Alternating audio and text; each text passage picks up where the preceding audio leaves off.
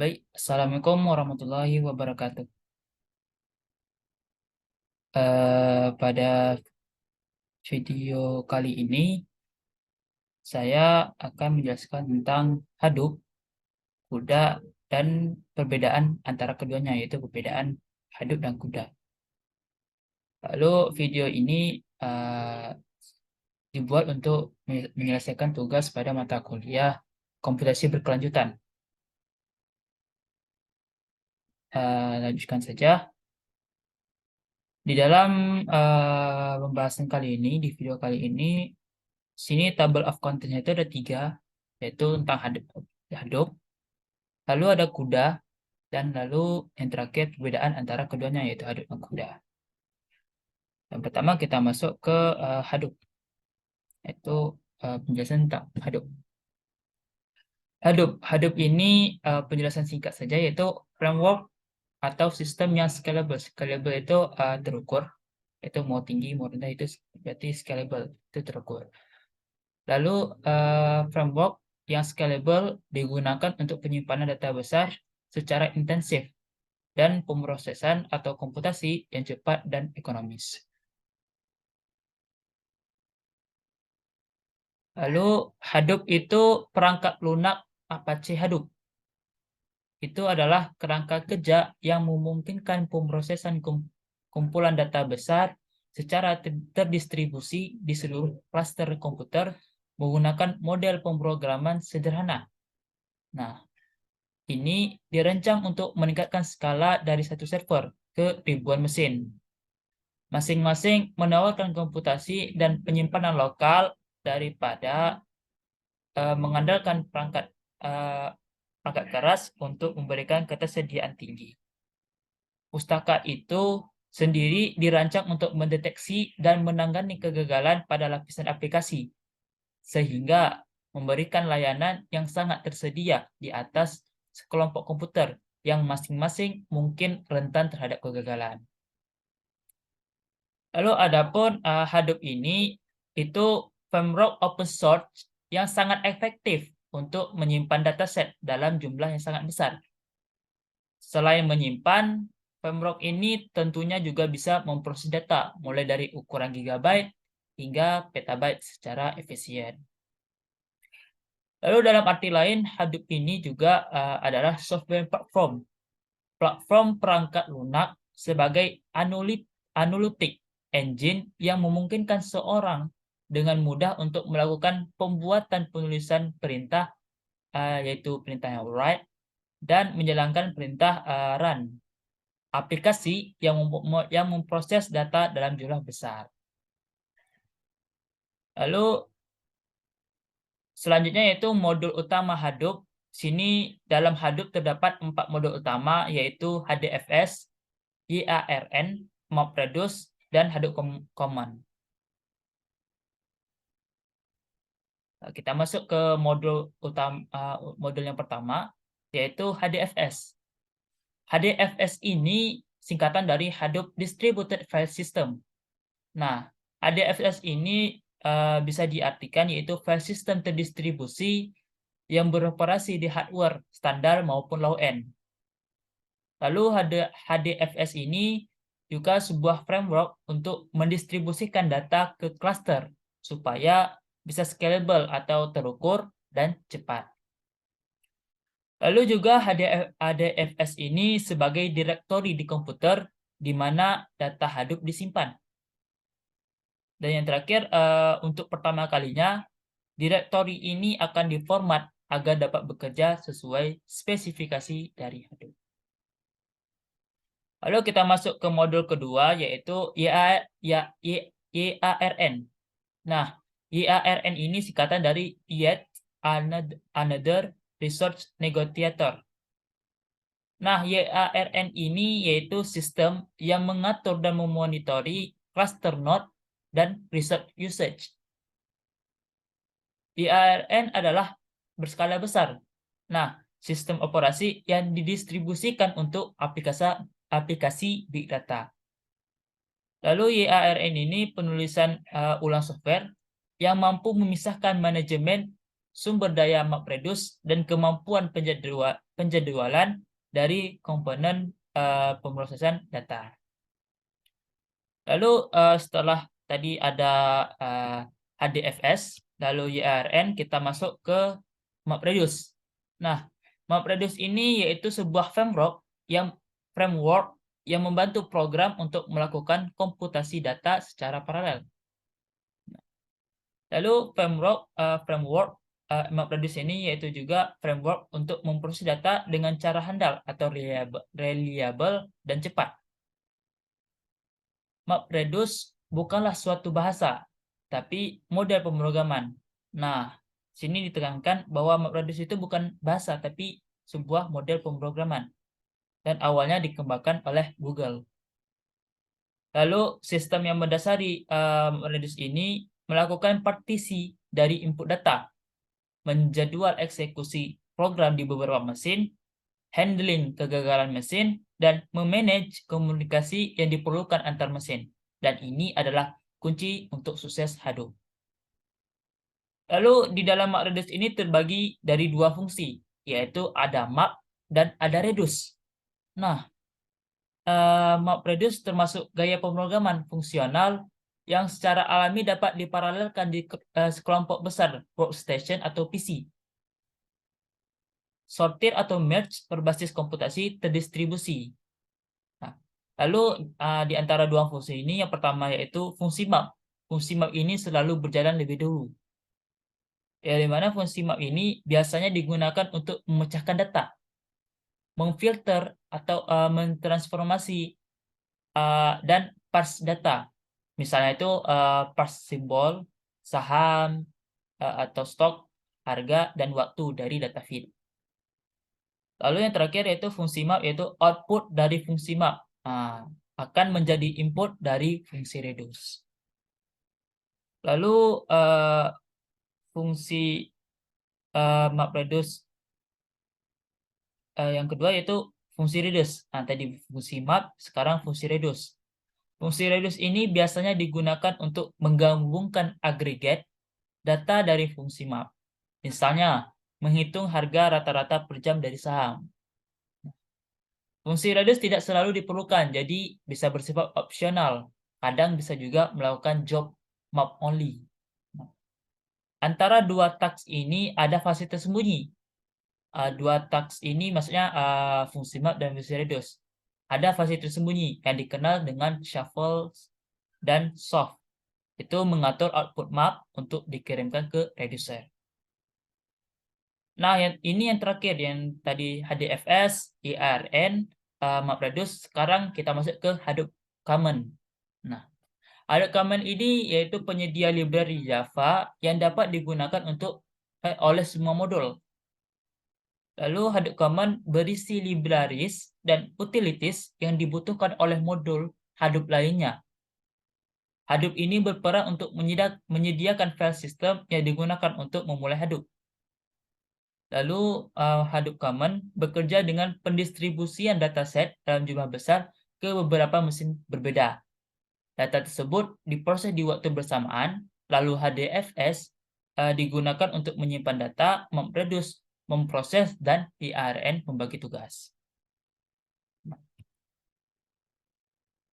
Setelah kita tahu modul utama Hadoop, yaitu ada HDFS, YARN, Yet Another Research Negotiator, lalu MapReduce, dan yang terakhir itu Hadoop Common. Sekarang kita masuk ke cara kerja dari Hadoop itu sendiri. Nah, cara kerja dari Hadoop itu sendiri yaitu dengan mendistribusikan dataset dalam jumlah besar ke beberapa mesin berbeda untuk kemudian data-data ini diproses di waktu yang bersamaan. Lalu cara kerja Hadoop selanjutnya yaitu HDFS. HDFS yang tadi itu digunakan untuk menyimpan data. Lalu MapReduce itu untuk memproses data. Selanjutnya itu YARN, itu berfungsi untuk membagi tugas. Sedangkan Hadoop Common tadi yaitu untuk menyediakan file system yang digunakan untuk memulai Hadoop. Lalu cara kerja Hadoop yang terakhir yaitu dalam implementasinya, Hadoop memiliki ekosistem berupa berbagai tool dan aplikasi yang bisa membantu mengumpulkan, menyimpan, analisis, dan pengolahan big data. Lalu kita masuk ke tools Hadoop atau alat-alat dari Hadoop itu sendiri. Alat yang pertama yaitu Spark. Spark ini merupakan processing system yang terdistribusi dan bersifat open source. Di mana tools ini digunakan untuk melakukan batch processing, streaming analytic, machine learning, graph database, dan ad hoc query. Nah, lalu tools yang kedua yaitu Presto.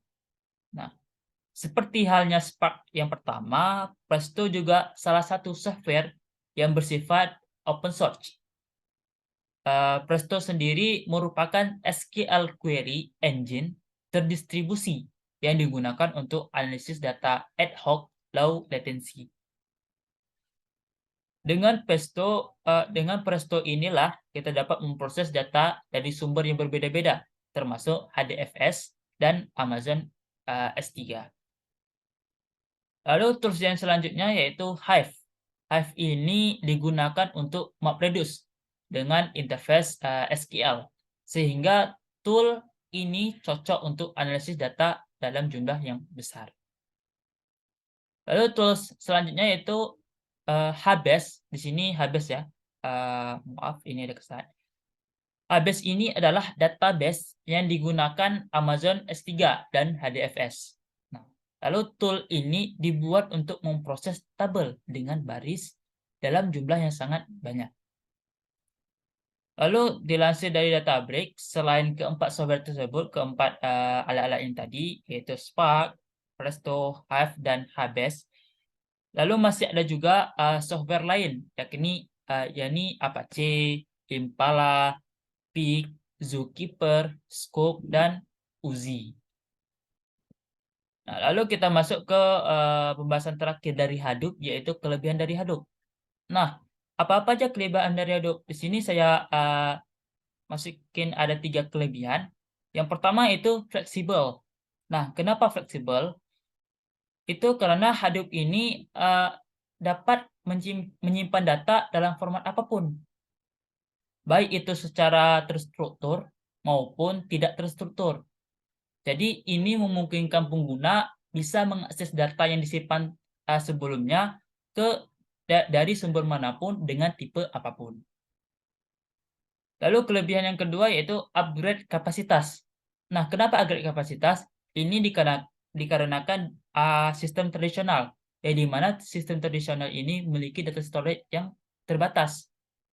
Oleh karena itu, Hadoop ini memberikan solusi pada sistem tradisional ini agar agar kapasitasnya bisa ditingkatkan. Sebab framework ini bekerja secara terdistribusi. Lalu kelebihan yang ketiga itu ketahanannya yang tinggi.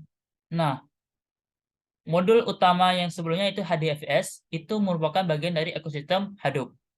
Nah, HDFS ini dikenal memiliki ketahanan tinggi dan meminimalkan risiko kegagalan baik software maupun hardware. Lalu meskipun satu node rusak atau mengalami masalah, HDFS bisa menyediakan backup data untuk melanjutkan proses. Nah, sini akhir dari penjelasan tentang Hadoop. Selanjutnya kita masuk ke CUDA. Nah, apa CUDA ini? CUDA adalah platform komputasi paralel dan antarmuka pemrograman aplikasi yang memungkinkan perangkat lunak menggunakan jenis unit pemrosesan grafis tertentu untuk pemrosesan tujuan umum. Nah, apalagi CUDA ini ada singkatan dari Compute Unified Device Architecture. CUDA ini merupakan arsitektur komputer paralel yang dikembangkan oleh NVIDIA. CUDA adalah platform komputasi paralel dan model pemrograman yang memungkinkan peningkatan dalam kinerja komputasi dengan memanfaatkan kelebihan dari GPU. Nah, lalu CUDA juga bisa diartikan adalah lapisan perangkat lunak yang memberikan akses langsung ke set instruksi virtual GPU dan elemen komputasi paralel untuk eksekusi kernel komputasi. Lalu inti dari teknologi tinggi ini sebenarnya berspesialisasi dalam pemrosesan paralel. Dengan kata lain, mereka mampu bekerja bersama untuk menyelesaikan tugas. Lalu kita masuk ke arsitektur CUDA. Pada gambar di samping ini, ini menunjukkan arsitektur CUDA pada dasarnya terbagi menjadi dua bagian, yaitu ada thread dan ada block and grid block. Nah, sini thread, sini grid, and ada grid block. Yang pertama yaitu thread. Thread ini berbentuk sebuah blok dan dapat digunakan dalam bentuk yang ini ya.